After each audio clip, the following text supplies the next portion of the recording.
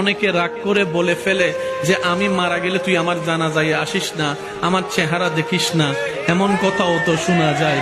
এই মানুষটা সবার জানাজায় যেতে পারে, নিজের মায়ের পেটে রক্তের ভাইয়ের জানাজায় যেতে পারছে না আজকে, ওই রাগের কারণে, ওই ক্ষোভের কারণে।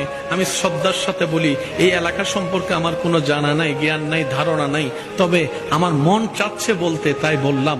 আমরা দুনিয়াতে বেশি দিন জিজ্ঞেসও করবে না, দুনিয়া এত ব্যস্ত, জিয়ারত করার মতো মানুষের টাইম নেই। কথা বলেন ঠিক কিনা?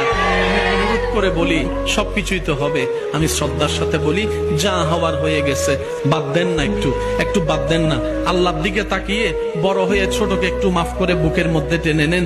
আল্লাহর দিকে তাকিয়ে ছোট হয়ে বড়কে সম্মান করে একটু জড়ায় ধরেন না। আপনারা একবার চেষ্টা করেন, আপনারা এইদিকে মিলে যাবেন, রব্বুল আলামিন খুশি হয়ে হয়তো আপনাদের জীবনের গুনাহ মাফ করে দিতে পারে।